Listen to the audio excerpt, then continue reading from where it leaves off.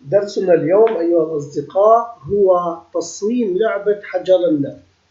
يوجد افتراضية أو دالة تعطي أرقام عشوائية، وهذه الدالة عندما تعطي أرقام عشوائية نستطيع من خلالها صناعة لعبة النفط.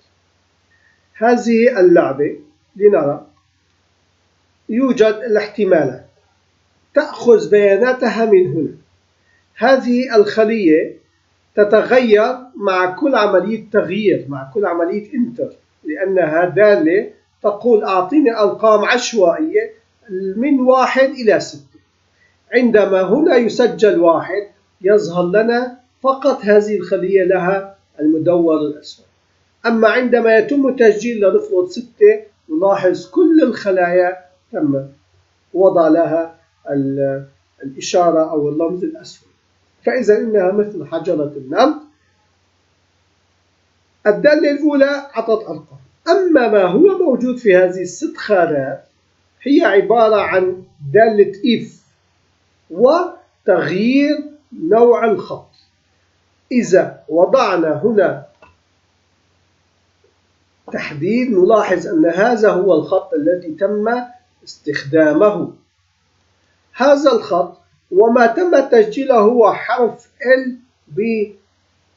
بالقسم الصغير.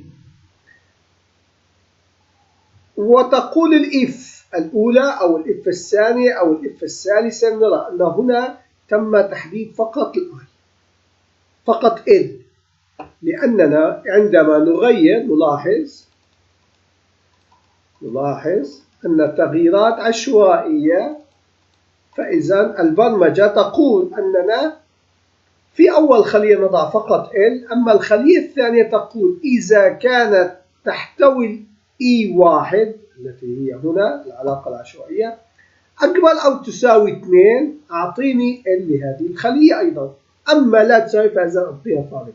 في هذه الحالة إذا كانت نتيجة هنا 2، هنا افتراضيا هو 1، افتراضيا فعال. أما هنا الخلية تتفاعل إذا كانت 2 أو أكبر من 2. هنا نلاحظ أنها 3 أو أكبر من 3. هنا نلاحظ أنها 4 أو أكبر من 4. والخلية الخامسة إذا كانت أكبر من 5 أو 5. هنا إذا كانت 6 أو أكبر من 6، ونحن لا يوجد لدينا أكبر من 6 ولكن تم وضعها. فإذا العلاقة تتحسس مع عملية التغيير. وتم تصميم جدول للمحارف الموجودة في الكيبورد للأحرف العربي، ونلاحظ الرموز الموجودة هنا ونحن استفدنا من هذا. أما هنا الجدول الثاني هو متشابه، لكن الأحرف الإنجليزية بالحجم الكبير وهنا الأحرف الإنجليزية بالحجم الصغير. نلاحظ الرموز مختلفة، وتم إلغاء بعض الرموز المتشابهة، لأن حرف ط موجود في العربي لكن ليس موجود في الكيبورد رمز له. فإذا هذه الرموز نستطيع أن نستفيد منها للخلايا عندما نضع فيها غير حرف L بالصغير.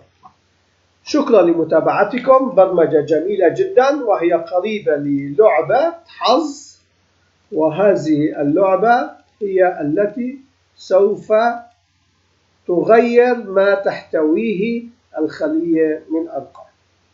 نلتقي في درس جديد إن شاء الله فيه معلومة جديدة ومفيدة لكم ولكل الذين يحبون البرمجة فيجوال بيزك.